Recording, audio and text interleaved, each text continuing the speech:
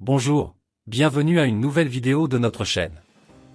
Ici, nous traduisons les témoignages de personnes qui ont vécu des expériences de mort imminente. Aujourd'hui, nous allons découvrir l'histoire d'Anne-Lise. Elle raconte qu'elle est morte et a visité 3 cieux. Si vous n'êtes pas encore abonné à la chaîne, abonnez-vous maintenant. Activez la cloche de notification pour être averti à chaque nouvelle vidéo. Maintenant, écoutons le témoignage d'Anne-Lise. Dans la plénitude de ma sérénité, j'ai commencé mon ascension. J'ai réalisé que mon corps gisait en dessous de moi, et je me souviens vaguement de l'équipe médicale s'efforçant de le réanimer. Ma principale attraction résidait dans le fait que j'étais au-dessus de la salle, pas même dans la salle, mais dans le premier des cieux. J'utilise le terme « premier » car il semblait y avoir 3 plans célestes à travers lesquels j'ai transité. Dans le premier ciel, j'ai rencontré une entité. Où serait-il plus approprié de dire qu'elle m'a trouvé? Je l'ai identifié comme Jésus-Christ, et il m'a guidé à travers les 3 cieux. Quand je réfléchis à la présence physique de Jésus, elle s'estompe presque, car sa caractéristique prédominante est son amour absolu.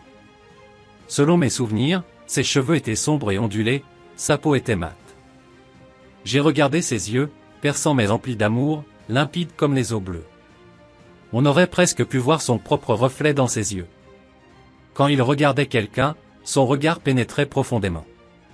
On pouvait immédiatement percevoir qu'il connaissait toutes les facettes de votre existence.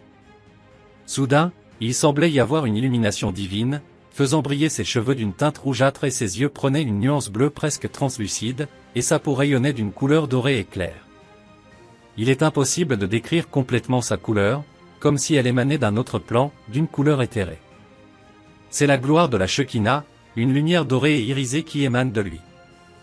Dans son corps ressuscité, sa couleur est singulièrement distincte de tout ce qui existe sur Terre.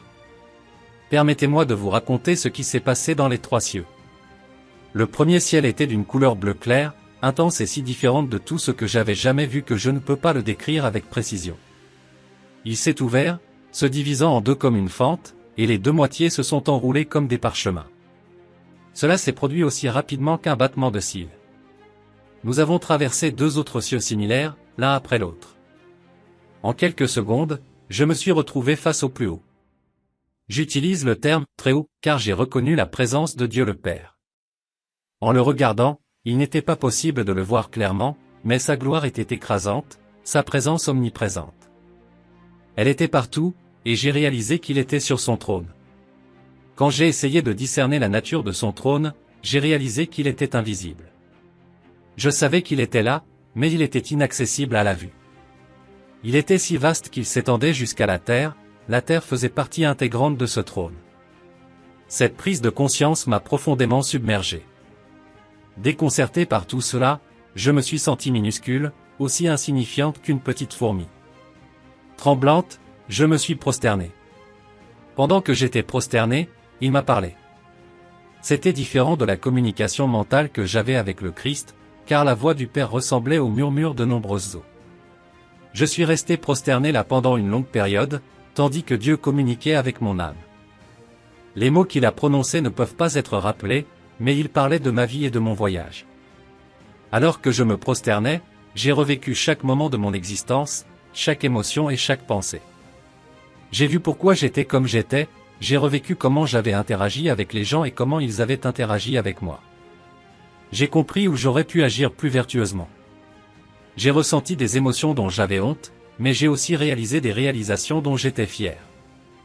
En revisitant différentes scènes, je me répondais, oui, je vois comment j'aurais pu aborder cela différemment, de manière plus appropriée. Je me demandais comment quelqu'un pouvait se sentir digne en présence de Dieu.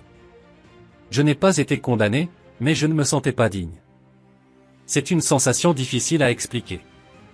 Tout au long de ce processus, pendant une période que je ne peux pas préciser, je continuais à louer Dieu. À la fin de ma revue de vie, j'ai ressenti une profonde sensation d'indignité face à la grande lumière qui m'entourait. C'était comme si ma présence là-bas était insignifiante par rapport à l'immensité de l'univers. Dans un murmure, j'ai demandé à Dieu, tout cela est si éblouissant, et qui suis-je? C'est alors que la main de Jésus a touché la mienne, et soudainement, j'ai obtenu la force qui me manquait auparavant. Il m'a guidé loin de l'arène principale, me regardant dans les yeux, comme s'il lisait mon âme, comprenant tous mes sentiments. Son regard rayonnait d'un amour plus grand que je n'aurais jamais imaginé possible. Avec un sourire rassurant, il m'a conduit dans un endroit isolé. Là-bas, il s'est éloigné de moi et s'est avancé seul vers la lumière intense. Où la lumière de Jésus se terminait et celle de Dieu le Père commençait, elle est devenue une frontière indistincte. Les deux lumières se sont mélangées et fusionnées, et cette vision ne disparaîtra jamais tant que je vivrai. Alors, j'ai pu entendre le Père et le Fils discuter de mon cas. Jésus a affirmé avec confiance, « Mon sang est suffisant. Elle m'appartient. » Ces paroles ont dissipé tous les doutes que j'avais sur mon indignité. J'ai sauté de joie, exultant de bonheur comme jamais auparavant dans ma vie. Le type d'amour que j'ai ressenti à ce moment-là est indescriptible. Je répétais sans cesse, « Oh, mon Dieu! Oh, mon Dieu! Il est mon médiateur. Il est mon défenseur. » C'était exactement comme c'était écrit dans la Bible. Jésus est revenu à ma présence et m'a regardé avec un amour réconfortant. Nous avons partagé notre joie.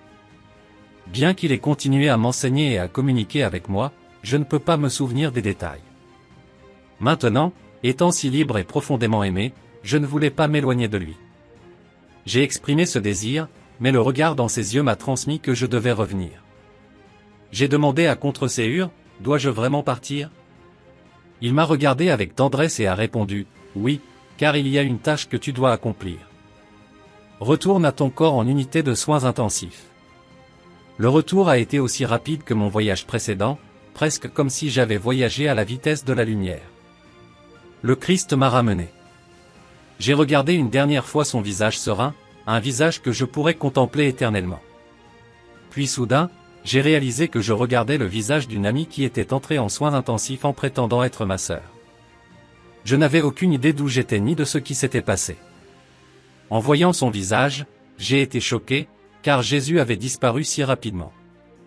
Et alors, qu'avez-vous pensé de cette histoire incroyable? Laissez vos avis dans les commentaires. N'oubliez pas de vous abonner à la chaîne. Nous voulons apporter à plus de personnes l'espoir qu'il existe une vie au-delà de ce que les yeux peuvent voir.